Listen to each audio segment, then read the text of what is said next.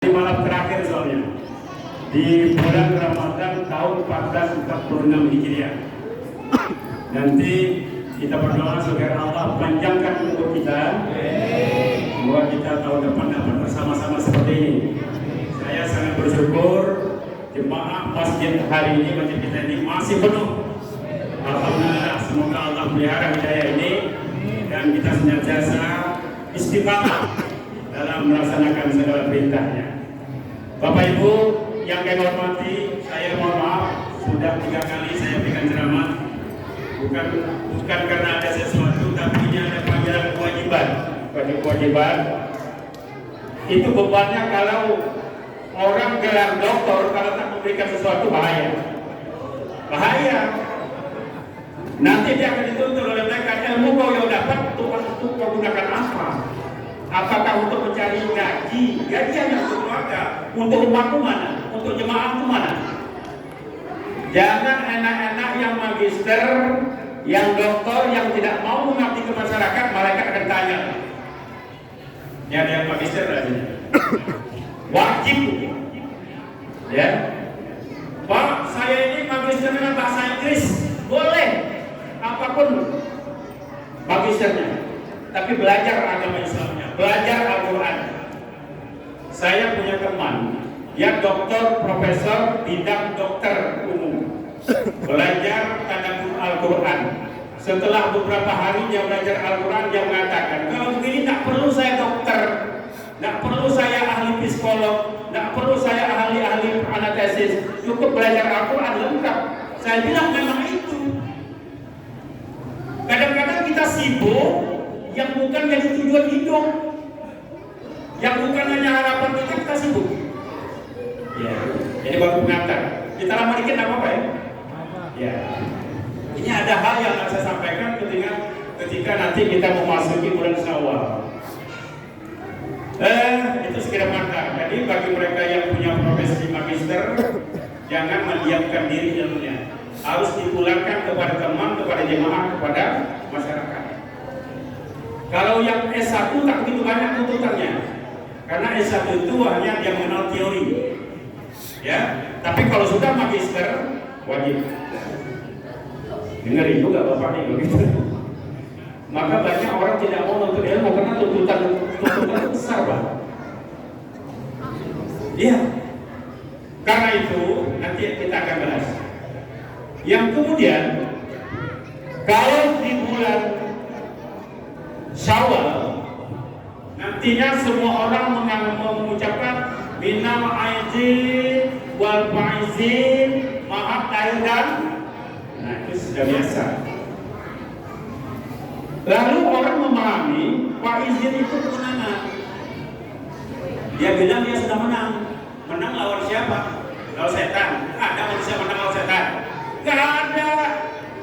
Setan itu pintar, Pak. Oh Pak, dia karena bulan puasa diikat, melawan orang diikat kita menang, nggak menang Pak. Dia nggak lawan kita karena diikat. Kalau dia sudah diikat, nanti apa kita tidak bertarung lagi, apa kita menang? Nggak menang.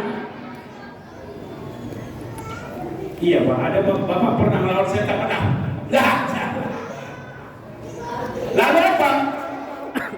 Minal aidin wal faizin itu artinya sekelompok agar kita masuk dalam sekelompok orang yang diampuni oleh Allah.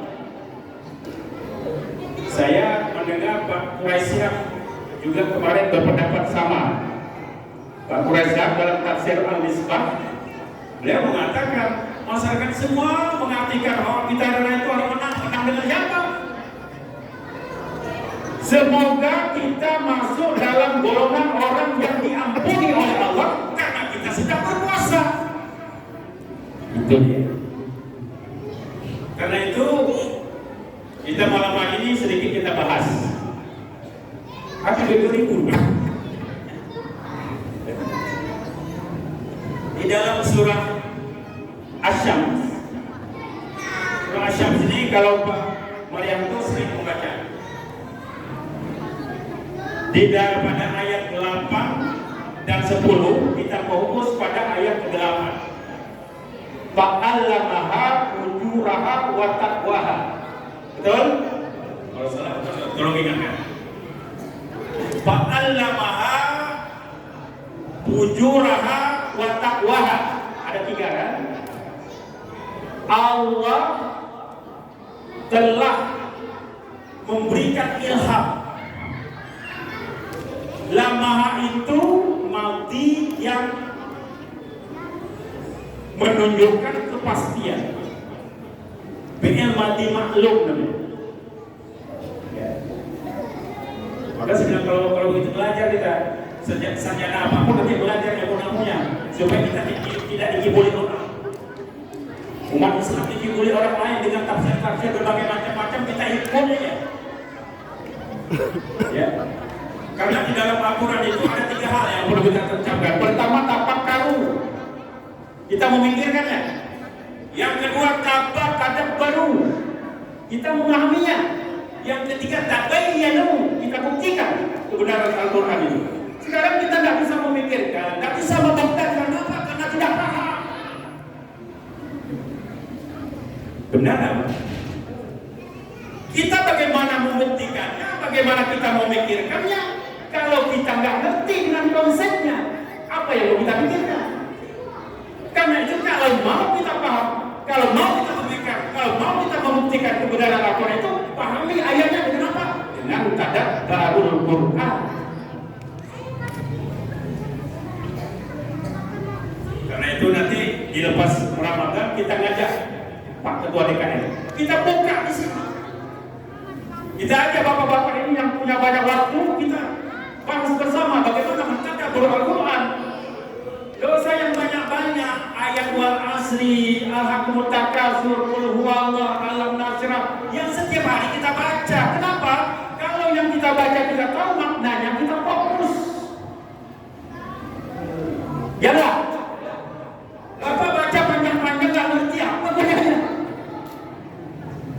Baca doa sepanjang langit. Semua bapak masukkan doanya, tapi bapak nggak ngerti satu pun. Nggak fokus, mereka nggak terima. Karena kita nggak tahu. Jangan digabung-gabungkan doa itu.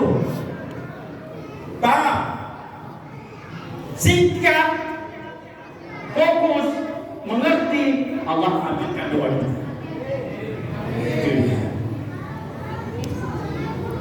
Abdul Samad, siapa yang tidak tahu doanya singkat aja. Allahumma inna nas'aluka salamatan fid din. Yang penting dia ngerti. Rabbana hab lana min azwajina hasbunallahu ni'mal wakil. Itu aja. Beliau itu apa gunanya? Tapi kenapa? Supaya orang lain tidak ngerti apa yang saya sampaikan. Saya minta jemaah tahu. Jangan tahu sendiri. Tidak bisa kita hanya bermodal ketahuan kita dengan Allah, tapi yang lain tidak tahu. Ini pentingnya tadabbur. Pentingnya tadabbur. Kemudian kembali kita kepada surah Al-Hasyam tadi. Ya. Kemarin kita sudah bahas di subuh hari kemarin, puasa mencerdaskan orang, emotional question, intellectual question, social question, kan? 3 kecerdasan monitor dapat. Kemudian ada 4 golongan manusia yang tidak dibakar api neraka. Siapa ada? Ayun, layin, qarib, sahur. Pertama, orang yang lemah lembut, orang sabar, orang yang dekat kepada Allah, dia beramal, merasa diperiksa oleh Allah, merasa dilihat oleh Allah, kemudian dia tidak banyak mempersulit orang. Bertobat lagi tak sampai kita mempersulit orang. Masuk neraka. Maka saya bilang kepada dengan rektor kami ini mau orang masuk neraka, sudah mempersulit orang masuk dalam ini. Amin. Itu dia. Saya terang-terang saja. Tapi Allah Akbar. Nah sekarang setelah kita tahu puasa mencerdaskan kehidupan kita, kemudian 4 kelompok tidak dibakar oleh api neraka, kemudian ada lagi yang ceramah Pak Ustaz, ceramah siapa kemarin ya? Pak Ustaz ceramah juga tentang makmur masjid, fungsi masjid. Lalu kita sudah belajar apa sih standarisasi puasa kita diterima apa tidak. Kemarin sudah kita ajarkan ada 3 macam kan? Emosional, question, intelektual, dan sosial. Itu standarisasinya. Kemudian setelah kita tahu itu, 1 Syawal nanti kita umur apa? Dari 1 Syawal sampai kepada bulan 11 bulan berikutnya, itulah yang dikatakan bukti hasil puasa Ramadan. Bukan hasil Ramadan itu diperiksa hari ini. Lalu kalau kita katakan dari sini orang berarti berhasil semua. Tapi bagaimana implikasi Ramadan? Itu mulai dari 1 Syawal sampai kepada bulan Sya'ban berikutnya. 11 bulan. Lalu apa yang kita lakukan? Ini yang saya sampaikan ini. Pertama, yang harus kita lakukan adalah istiqamah. Istiqamah. Dari mana istiqamah itu bermula? Istiqamah itu bermula dari ilmu. Ya. Lalu ilmu itu wujudnya apa? Ilmu itu wujudnya amal. Ya. Lalu amal itu seperti apa? Amal itu ikhlas. Ya. Kalau sudah ikhlas, yang keempat adalah istiqamah. Buah ilmu adalah amal, buah amal adalah ikhlas, buah ikhlas adalah istiqamah. Itu yang saya sampaikan. Inilah yang akan kita bahas 11 bulan berikutnya agar kita memperbanyak ilmu. Agar apa? Agar amal kita semakin meningkat. Kalau beramal tanpa ilmu, sia-sia. Karena itu, orang beramal itu akan rugi apabila orang berilmu itu akan rugi apabila tidak punya amal. Orang beramal itu akan rugi kalau dia tidak ikhlas. Orang ikhlas itu akan rugi kalau dia tidak istiqamah. Nah, ini dia Pak Jaya mau cari istiqamah, dapat kan? Ada kan? Pak Jaya mau cari istiqamahnya? Pasti ada. Lepas puasa ini banyak nih Pak istiqamah. Bapak Ibu paham? Karena itu kita belajar masjid ini difungsikan untuk kemakmuran dalam rangka menambah ilmu pengetahuan. Baik ibu-ibu, bapak-bapak, remaja, jemaah masjid, ayo kita buka di sini. Saya ini kebetulan belum ada jalan keluar Pak. Jadi tak sibuk saya fokus, saya bantu. Sudah 3 bulan masuk, saya belum masuk ke ruang luar, saya hanya fokus di sini saja. Tapi kalau nanti sudah masuk keluar, kita bagi waktu kita. Karena kami sudah ada rencana untuk mengembangkan sebuah universitas. Jadi ini makanya saya mengajak ibu, kita buka majelis taklim di sini, setuju? Bapak setuju? Siap kita bantu. Nanti Pak Ustaz ya bagiannya makmur masjid. Ya Pak, Pak Ustaz ya. Siap. Pak Marian itu ada bantu kita. Sehingga apa yang terjadi agar menambah ilmu.